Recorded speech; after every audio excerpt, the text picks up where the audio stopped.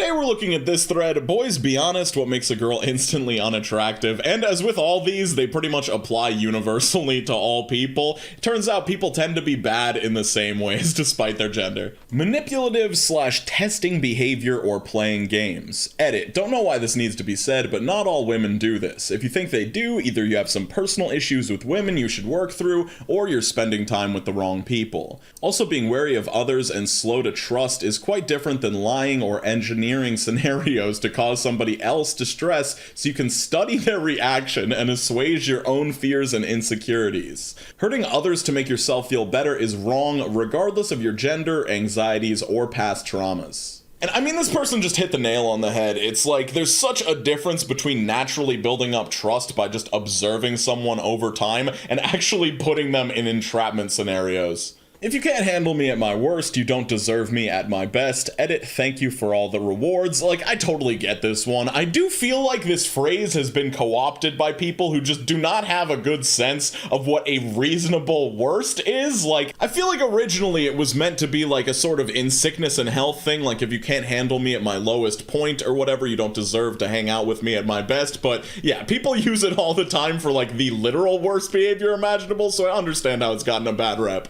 Expressing how shallow you are. Someone I was attracted to said something like, my future husband will have a lake house and a boat. One of her friends responded with, or maybe you can find the right person and then pursue that dream together. And she was just like, nah.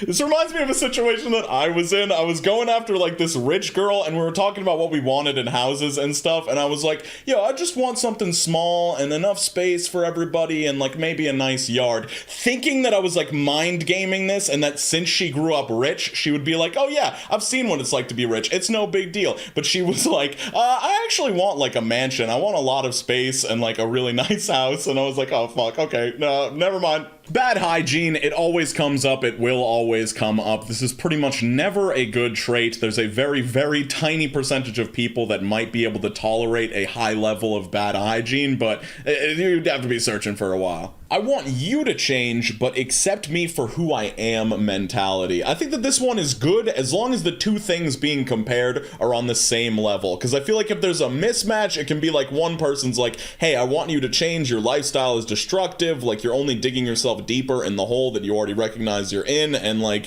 things need to switch up. And then the other person responds with, well, you're not adventurous enough with eating. Like, I want to go out to different restaurants and I really hate that about you. Like, it's like these two things are not the same. When they take pride in saying, I'm a bitch. Yeah, this just goes for anybody that like takes pride in being mean or an asshole or like, I'm brutally honest. It's like you'll so easily be able to tell the difference between somebody who is actually brutally honest and tells you hard things occasionally when you need to hear them, and someone who just wants an excuse to be a dick or judgmental or whatever it might be.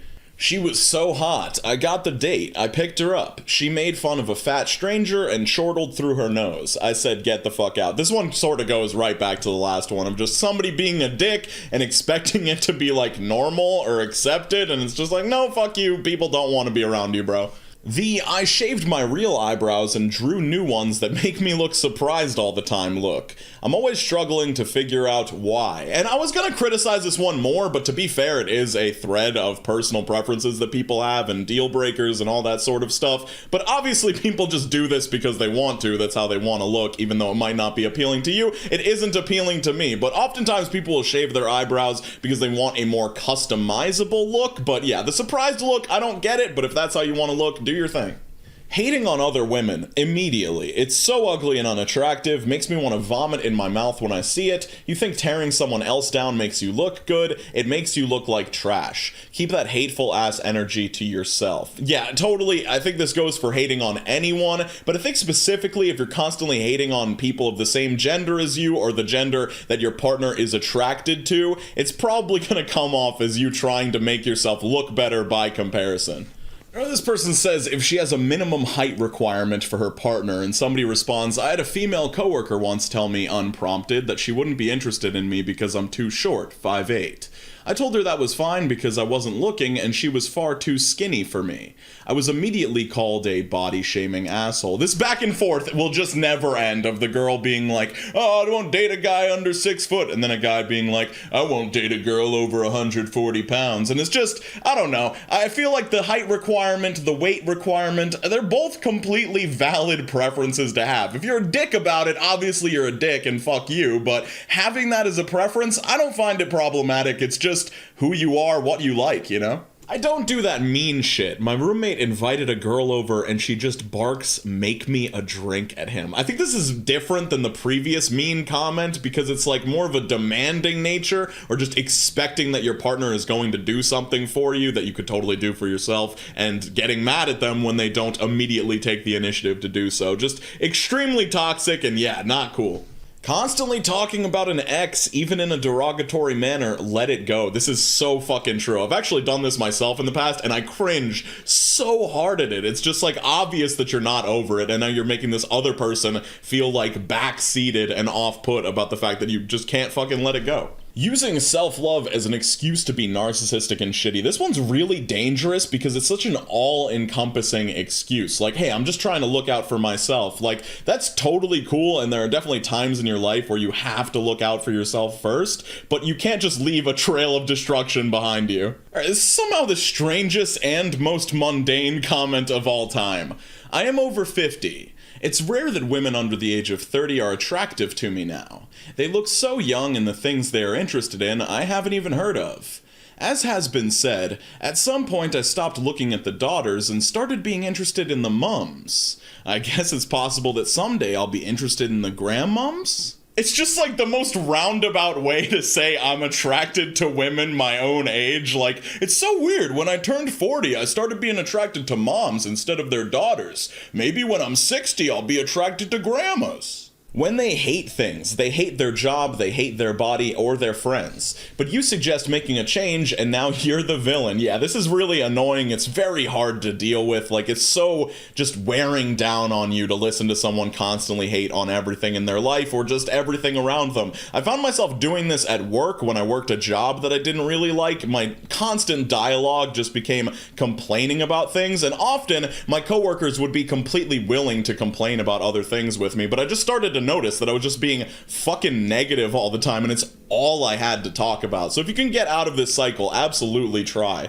If she has a minimum height requirement for her partner, we're back at this again. And once again, perfectly valid reason to not want to be with somebody. I mean, I'm guessing you're already rejected if she's telling you her minimum height requirement. But once again, it's just something that if you're a dick about it, you're a dick and it's mean, but it's a valid preference to have. I'm sure you have attractiveness preferences and tons of other preferences that would make someone upset if you directly told them about them, but that does not make them invalid. Having an attitude out of nowhere and not apologizing for it. I get being frustrated and everything, I do it too, but I always go back and apologize and talk it out. Yeah, 100%. You need to recognize when you're doing this and apologize for it when it happens. And additionally, even if you are apologizing every time, you need to try and like mitigate this behavior where you can. Because if it happens all the time and you just constantly have an attitude, like having a bad day is an excuse every once in a while, but if it's every day, you're not gonna want to be around that person. Playing hard to get equals hard to want. I've said this in previous videos, but I feel like it's worth reiterating over and over and over again. If someone is playing hard to get, do not engage with them whatsoever. Either they actually are hard to get and they don't want you whatsoever, or they're just going to be playing games with you and it's going to be a nightmare. You're just never going to know where you stand. One of the first things she asks is, how much money do I earn? Yeah, this is insanely rude, just not a cool thing to bring up at all, and you can so much more easily just ask someone a very normal question of what they do for a living, and then maybe make an assumption on how well they're doing financially based on that. Largely the same things that make men unattractive. Don't have your shit together and not actively trying, not taking care of yourself, bad attitude, toxic traits, no level of maturity or self-awareness, not emotionally invested or willing to be vulnerable with others. Sure, attractiveness can mask a lot of these, but there comes a point where they become too obvious and damaging for the people around them. Beyond this, it is subjective. Yeah, just another example of why attractive people are so dangerous. Like, in my past, I've definitely acknowledged that I probably would not want to hang out with this person if they were not so attractive, and yet still fallen into the same traps, but In addition to that, I think that people can also like develop a bias for people where they just keep thinking that they're going to get better, or they think there's something deeper underneath where all this surface level quote unquote shit is really not a big deal and they will get better and will change, but you're just not seeing any evidence of that. Like, run away, please. This is actually a pretty interesting dialogue under this one. Somebody says, if she keeps trying to get attention by making negative comments about herself for people to say the opposite thing purely for attention. Somebody responds, genuine question, how can you differentiate between attention seeking and actual issues? Edit, heavy self-criticism / low self-image. I personally have been told by an ex I cry for attention during fights. I was in untreated depression, anxiety, and no confidence in myself. His note made me believe for some time I indeed did do it for attention, and I still struggle with this even. Still can't tell the difference well in myself. It makes me struggle receiving compliments. He was indeed abusive / toxic. Well then, fuck that person. I tried to seek help, and after it, I received it. I am a lot better by now, but some things still stuck with me. Somebody responds to that saying, tone for one. There's a genuine difference between I'm so fat, I truly hate myself, and like, oh my god, I'm so fat, I had 2 cheese sticks and a water. Look at how fat I am, lol lol lol.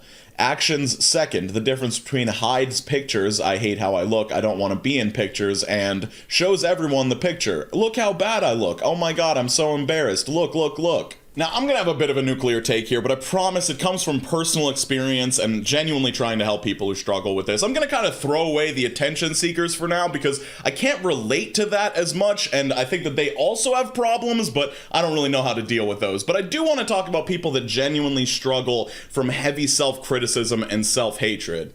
Because, having struggled with this deeply myself and having vented about it many times, I kind of noticed that I got into this vicious cycle of venting about my self-criticism, having a close friend be forced to disagree with me, reassure me, compliment me, try and explain all these objective and subjective reasons why what I'm saying is not true. And if you struggle from heavy self-criticism and self-hatred, oftentimes compliments, like this person said, are gonna roll off your back and you're not gonna be able to really internalize them. You're probably gonna wake up the next day hating yourself just as much. So by venting about it, even though it might feel good in that moment to get it off your chest, you're putting a lot of like emotional stress on the person that has to reassure you, and they have to put out all this positive energy to try and bring you back to baseline in that moment when you're just gonna drop back down, like oftentimes for me, moments afterwards. And I promise I'm not trying to say, just bottle it up, bro, it's not a big deal, you should never talk about this. Like, I feel like these discussions should absolutely happen if you're ready to have a productive conversation about it, but if you're having that same unproductive conversation with somebody, like, I feel like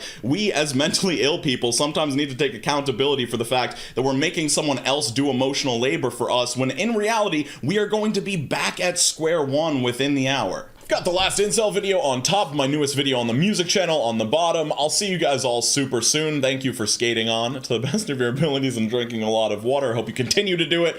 Peace out, Cub Scout.